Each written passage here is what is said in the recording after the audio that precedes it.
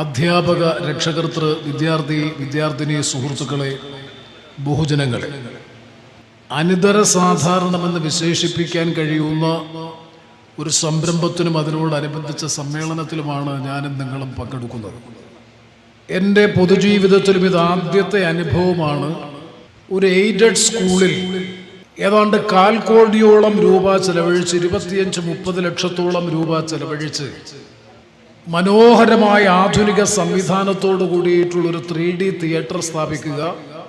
ആ 3D തിയേറ്ററിലൂടെ ഈ തീരദേശ ഗ്രാമത്തെ സാധാരണക്കാരൻ്റെയും ഇടത്തരക്കാരൻ്റെയും കുടുംബത്തിലെ കുട്ടികൾക്ക് ദൃശ്യാവിഷ്കാരത്തിൻ്റെ പിൻബലത്തോടുകൂടി, ആധുനിക സാങ്കേതിക സംവിധാനങ്ങളുടെ പിൻബലത്തോടുകൂടി ഏറ്റവും മെച്ചപ്പെട്ട വിദ്യാഭ്യാസം നൽകി അവരുടെ ജീവിതത്തെ പരിപോഷിപ്പിക്കാൻ ഉതകുന്ന മാതൃകാപരമായിട്ടുള്ള സംരംഭം സത്യത്തിൽ വിസ്മയകരമായ അനുഭവമാണ്.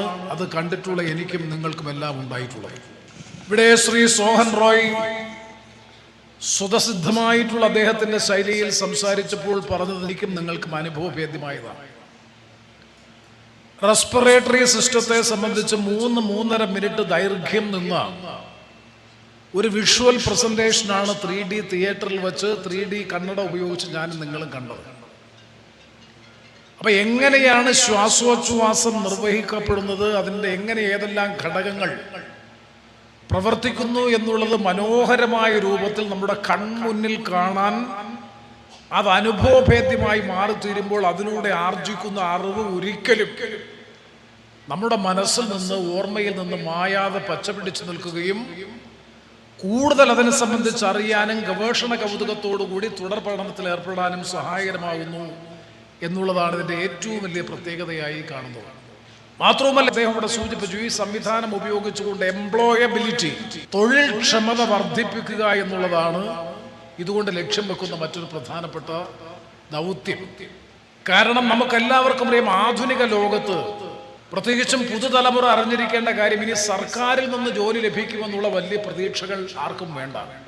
നമുക്ക് ഇഷ്ടപ്പെട്ടാലും ഇഷ്ടപ്പെട്ടില്ലെങ്കിലും 1980കളുടെ മധ്യത്തോടുകൂടി ആരംഭിച്ച സാമ്പത്തിക രംഗത്തെ ഘടനാപരമായ പരിഷ്കാരം, ആഗോളതലത്തിൽ രൂപപ്പെട്ട പരിഷ്കാരം, അത് 90കളുടെ തുടക്കത്തോടുകൂടി നമ്മുടെ രാജ്യത്തും ആരംഭിച്ചതിൻ്റെ ഭാഗമായി തൊഴിൽ എന്ന് പറയുന്നതിനേക്കാൾ തൊഴിൽ ക്ഷമത ഉണ്ടാക്കിയെടുക്കുക എന്നുള്ളതിനാണ് പ്രാധാന്യം. അപ്പൊ എന്തുകൊണ്ട് നമുക്കതായി സ്വയം സംരംഭകത്വത്തിലൂടെ, ഓണ്ടർപ്രണർഷിപ്പിലൂടെ, സെൽഫ് ഓണ്ടർപ്രണർഷിപ്പിലൂടെ പുതിയ തൊഴിലവസരങ്ങൾ കണ്ടെത്തി, തൊഴിൽ സാധ്യതകൾ കണ്ടെത്തി മറ്റുള്ളവർക്ക് തൊഴിൽ കൊടുക്കാൻ കഴിയുന്ന ജോബ് പ്രൊവൈഡേഴ്സായി പുതുതലമുറ മാറണമെന്നുള്ളതാണ് ലോകം അംഗീകരിച്ചിട്ടുള്ള പുതിയ തത്വം. കോമ്പറ്റീറ്റീവ്നെസ് ഉള്ള ഒരു പുതിയ തലമുറയായി നമ്മുടെ കുഞ്ഞുങ്ങളെ വാർത്തെടുക്കണമെന്നുണ്ടെങ്കിൽ സോഹൻ റോയ് പറഞ്ഞതിനോട് ഞാൻ 100% യോജിക്കുന്നു. നമ്മുടെ നിലവിലുള്ള സിലബസിൻ്റെയും കരിക്കുലത്തിൻ്റെയും പാഠഭാഗങ്ങൾ അനുസരിച്ചും പാഠ്യരീതി അനുസരിച്ചും ക്ലാസ് മുറിയുടെ 4 ചുവരുകൾക്കുള്ളിൽ നിന്ന് ലഭിക്കുന്ന ഔപചാരികമായ പരമ്പരാഗതമായ വിദ്യാഭ്യാസ പ്രക്രിയയിലൂടെ അത് സാധ്യമാക്കുക ബുദ്ധിമുട്ടാണ്. അതുകൊണ്ടാണ് നമ്മുടെ കുഞ്ഞുങ്ങൾ, നിങ്ങൾക്കറിയാം, ഇന്ന് +2 കഴിഞ്ഞിട്ടുള്ള കുട്ടികൾ, 12ാം ക്ലാസ് കഴിഞ്ഞിട്ടുള്ള കുട്ടികൾ മുഴുവൻ വിദേശ രാജ്യങ്ങൾ, Europe, US, UK, Canada, Ireland. എന്തുകൊണ്ട് കാനഡയിലും US-ലും UK-ലും യൂറോപ്പിലും അയർലൻഡിലേക്കുമായി നമ്മുടെ കുട്ടികൾ പോകുന്നു? തിരുവനന്തപുരത്തെ സെന്റർ ഫോർ ഡെവലപ്മെന്റ് സ്റ്റഡീസ് നടത്തിയിട്ടുള്ള പഠന റിപ്പോർട്ട് അനുസരിച്ച് 10 വർഷം കഴിഞ്ഞാൽ ഇതാണ് സ്ഥിതി തുടരുന്നതെങ്കിൽ കേരളം ഒരു വയോജന സ്റ്റേറ്റായി, വയോജന സംസ്ഥാനമായി, ഓൾഡ് ഏജ് സ്റ്റേറ്റായി മാറും. ശ്രീ സോഹൻ റോയ്, ഞാൻ അദ്ദേഹത്തെ പരിചയപ്പെടുന്നത്, ഞാൻ ജലവിഭവ മന്ത്രിയായിരുന്ന സമയത്ത് മുല്ലപ്പെരിയാർ ഡാം പ്രശ്നം കത്തിക്കാളുന്ന സമയത്താണ് അദ്ദേഹം ഡാം 999 എന്ന ഒരു സിനിമ എടുത്തത്. ആ സിനിമയുടെ മ്യൂസിക് ആൽബം അത് റിലീസ് ചെയ്യാൻ കൊച്ചിയിൽ വെച്ച് നടന്ന ചടങ്ങിൽ എന്നെ ക്ഷണിച്ചിരുന്നു. അന്ന് പങ്കെടുത്തപ്പോഴാണ് ആദ്യമായി അദ്ദേഹത്തെ പരിചയപ്പെടുന്നത്. അദ്ദേഹത്തിൻ്റെ അസാന്നിധ്യമുള്ളത് കൊണ്ട് എനിക്ക് പറയാം, ഇത്രയും മികവും കഴിവുമുള്ളൊരു ഇൻ്റലിജന്റ് പേഴ്സണാലിറ്റി, ഒരു വെർസറ്റൈൽ ഇൻ്റലിജന്റ് പേഴ്സണാലിറ്റി, വൈവിധ്യവൽകൃതമായ കഴിവുകളുള്ള വ്യക്തിത്വത്തിനുടമയെന്ന് വിശേഷിപ്പിക്കാൻ കഴിയുന്നയാൾ. ഞാൻ പല പ്രാവശ്യം ദുബൈയിൽ അദ്ദേഹത്തിൻ്റെ വസതിയിൽ പോയിട്ടുണ്ട്. 2500 ദിവസം തുടർച്ചയായി അതത് ദിവസത്തിന്റെ കാലാനുസൃതമായിട്ടുള്ള പ്രത്യേകതകൾക്ക് അനുരോധമായിട്ടുള്ള കവിതകൾ തുടർച്ചയായി കുറിച്ചുകൊണ്ട് ഗിന്നസ് ബുക്ക് ഓഫ് വേൾഡ് റെക്കോർഡിൽ സ്ഥാനം പിടിച്ചയാളാണ്. മനോഹരമായ കാവ്യാത്മകമായിട്ടുള്ള സാഹിത്യം, ഏറ്റവും നല്ല സാഹിത്യാത്മകമായിട്ടുള്ള, ഇന്നലെ കഴിഞ്ഞ ദിവസം അന്തരിച്ചുപോയ കവിയൂർ പൊന്നമ്മ, മലയാളക്കരയുടെ അമ്മയെന്ന് വിശേഷിപ്പിക്കുന്ന പ്രിയപ്പെട്ട ആ മഹതിയുടെ പേരിൽ ഒരു കവിത കുറിച്ചു. അപ്പൊ കവി എന്ന നിലയിൽ കേരളത്തിലെ ക്രിക്കറ്റ് ലീഗിന് തുടക്കം കുറിച്ചതിന് നേതൃത്വം കൊടുത്തത് അദ്ദേഹമാണ്. ഇപ്പോൾ തിരുവനന്തപുരത്ത് നടന്ന കേരള ക്രിക്കറ്റ് ലീഗ് മത്സരത്തിൽ കൊല്ലം ജില്ലയാണ് സെയിലേഴ്സ് എന്ന് പറയുന്ന സോഹൻ റൈറ്റ് സ്പോൺസർ ചെയ്യുന്ന ടീമാണ് കേരളത്തിൽ. ആ ടീമാണ് ചാമ്പ്യനായി വന്നിട്ടുള്ളത് ഈ കേരള ക്രിക്കറ്റ് ലീഗിൽ, പ്രഥമ ക്രിക്കറ്റ് ലീഗിൽ. അതുപോലെ സിനിമാ സംവിധായകൻ, കവി, സാഹിത്യകാരൻ, ശാസ്ത്രകാരൻ, ഏറ്റവും രാജ്യാന്തര രംഗത്ത് അറിയപ്പെടുന്ന ഒരു നേവൽ ആർക്കിടെക്ട്.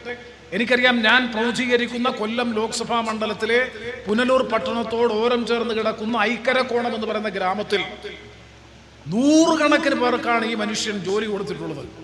നമ്മുടെ സഹോദരിമാർ നല്ല വെൽ ഡ്രസ്ഡ് ആയിട്ടുള്ള, ഏറ്റവും നല്ല യൂണിഫോമോട് കൂടി. എന്നിട്ട് അദ്ദേഹത്തിന്റെ കൺസെപ്റ്റ് ഐക്കരക്കോണം ഗ്രാമത്തെ തൊഴിലില്ലായ്മ രഹിത ഗ്രാമമാക്കി പ്രഖ്യാപിക്കപ്പെട്ടു കഴിഞ്ഞു. അവിടെ ഒരു കുടുംബത്തിൽ ഒരാൾക്കെങ്കിലും തൊഴിലില്ലാത്ത ഒരു കുടുംബമില്ല. ഒരു നല്ലൊരു ശതമാനം ഗൾഫിലും വിദേശ രാജ്യങ്ങളിലും കൊണ്ടുപോയി. അവിടെ പോയി തൊഴിലെടുക്കാൻ നിവൃത്തിയില്ലാത്ത പാവപ്പെട്ട നമ്മുടെ സഹോദരിമാർക്ക് അവിടെ തന്നെ ഗാർമെന്റ് യൂണിറ്റ് അടക്കമുള്ള വിവിധ യൂണിറ്റുകൾ ഉണ്ടാക്കി ഏറ്റവും മെച്ചപ്പെട്ട വരുമാനം ഉണ്ടാക്കുന്ന നിലയിലുള്ള തൊഴിലവസരങ്ങൾ സൃഷ്ടിച്ചു കൊടുത്തു. അത് അങ്ങനെയുള്ള ഒരു വ്യക്തിയാണ് ശ്രീ സോഹൻ റോയ്. അദ്ദേഹത്തിന്റെ സാമൂഹ്യ വീക്ഷണത്തെ സംബന്ധിച്ച് ഇവിടെ സൂചിപ്പിച്ചു. അങ്ങനെയുള്ള ഒരാളുടെ ഭാവനയിൽ ഉരുത്തിരിഞ്ഞു വന്ന ഏറ്റവും നല്ല ഒരു ആശയമാണ്. അട്ടപ്പാടി സ്കൂളിൽ അദ്ദേഹം തന്നെയാണ് പണം ചെലവാക്കിയത്. അങ്ങനെ ആരംഭിച്ച ആ ദൗത്യം ഇപ്പോൾ 56 പള്ളിക്കൂടങ്ങളിലായി. തീർച്ചയായും ഇത് കേരളത്തിന്റെ വിദ്യാഭ്യാസ രംഗത്ത് വിപ്ലവകരമായ ചലനങ്ങൾ ഉണ്ടാക്കാൻ ഈ സംരംഭം സഹായകരമായി തീരട്ടെ എന്നുകൂടി ആത്മാർത്ഥമായി ഞാൻ ഈ അവസരത്തിൽ പ്രത്യാശിക്കുന്നു. ഇതിന് നേതൃപരമായ പങ്കുവഹിച്ച ഡോക്ടർ സോഹൻ റോയിയെ, രാജ്യാന്തര രംഗത്ത് ഒരുപാട് ബഹുമതികൾ ലഭിച്ചിട്ടുള്ള ഒരു വിശിഷ്ട വ്യക്തിത്വത്തിൻ്റെ ഉടമയാണ്. അദ്ദേഹത്തിനോട് ഈ നാടിനാകെയുള്ള ഹൃദയം നിറഞ്ഞ കടപ്പാട്, സ്നേഹം, ആദരവ് ഈ അവസരത്തിൽ അദ്ദേഹത്തിൻ്റെ അസാന്നിധ്യത്തിലും അറിയിക്കാൻ ആഗ്രഹിക്കുകയാണ്. ഈ സംരംഭത്തിന് എല്ലാ വിജയവും നേർന്ന് ഞാൻ എൻ്റെ വാക്കുകൾ അവസാനിപ്പിക്കുന്നു. നന്ദി, നമസ്കാരം.